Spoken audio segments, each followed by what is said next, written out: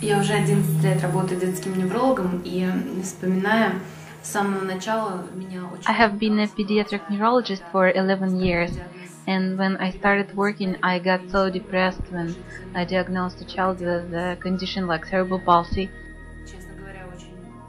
Other than the diagnosis, I could not offer any help to the family. They would be in tears, and often I too wanted to cry. In our society, disabled children are often seen as defective. Most parents, after recovering from the shocking news, gear all their efforts to correcting the defect. There is guilt and grief, and parents see this as a misfortune, even a punishment. Наш центр называется центр Жасыл-Жалял. И я вспоминаю, что когда 5 лет назад мне предложили... And so, when I was asked to organize support and help for such families, I agreed. And that was 5 years ago. Жасыл-Жалял означает с казахского «зеленые пашни». Our center is called Жасыл-Жалял, which means green pastures in Kazakh. To me, this is a picture of quiet waters and green fresh meadows, like in Psalm 23. The Lord is my shepherd, and I shall not be in want. He makes me lay down in the green pastures. He leads me beside the quiet waters. Our center serves families who are raising children with special needs. We believe that the family is the best place for these children to be brought up. Our main objective is to help the family to understand and accept the child. It does not mean doing nothing. Accepting the child means understanding what is going on with the child.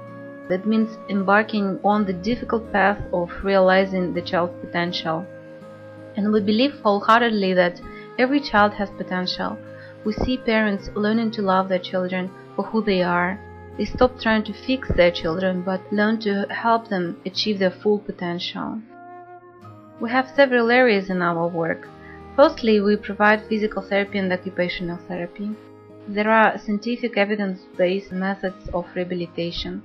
They aim to help a child to be as independent as possible. Unfortunately, in Central Asia, there are no specialists in these fields, nor are there training courses for such disciplines. As a result, all the therapists who have worked with us have come from abroad. We have had help from Germany, United States, Netherlands, and even from far away New Zealand. They all were and still are a tremendous help to us. Each of them has left his or her own unique contribution. Each of them continues to be in our hearts and minds of our children and their parents. In one case, we had one child who was learning to speak, and her first words were Mama, Papa, and Hannah, the name of our first physiotherapist. This is one of our greatest needs, specialists.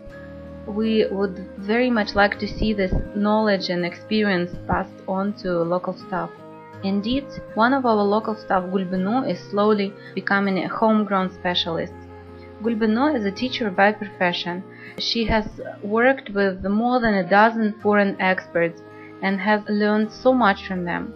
Gulbinu leads group sessions as well as individual lessons for children with disorders like autism and mental retardation. But her main passion is music. This year, thanks to our German friends, we received a set of instruments for music therapy. Music therapy is helpful in many ways. For example, autistic children can learn to interact with the environment through music therapy. Victoria is a locally trained psychologist, and she did a practicum in our center when she was studying in the university. Then she decided to continue working with us after graduation. With our assistance, she is now doing a one-year internship at the Center for Disabled Children in Tulsa, Oklahoma, and we are looking forward to her return to our center. Another important area of work is the public education. We have a small library with books about the care and upbringing of children with special needs. We are always in search of new literature, and we have many hard-to-find books. Our library is well regarded by parents and professionals alike. Zhubanish is another one of our babies. Zhubanish means encouragement in Kazakh, and it is our quarterly newsletter for parents. We try to publish information that helps parents to better understand what is happening with their child. We print interviews with parents and professionals.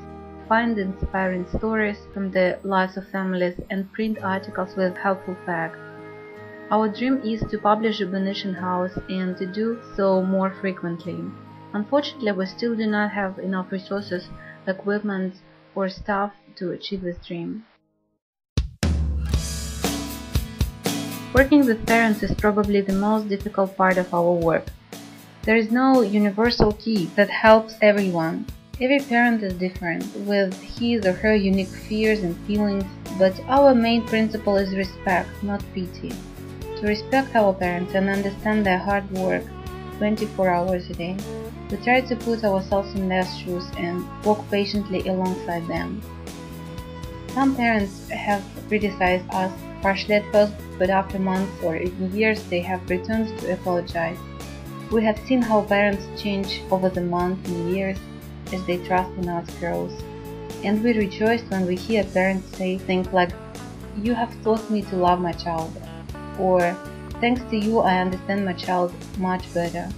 We also organize seminars, conferences, roundtable discussions and training sessions. This covers various issues such as over-medication, autism, and so on. We are very pleased that over the years we have established excellent relationships with almost all government and non-governmental organizations working in this field. In the long run, we hope to see our children and their parents grow wiser and stronger. One big struggle we have now is with our premises. We have in our database more than 220 families with disabled children, and every week 2 or 3 more new children come to us. But because of a shortage of space and staff, we are forced to turn away many people and place them on a long waiting list. Our wish is that each of these families will receive some form of support. We look forward to the day when we can work in a larger center, which will be open to families for consultations, advices and support. Above all, it will be the place where families can gain hope and joy. It will be a peaceful place like green pastures beside quiet waters. Тихой воды.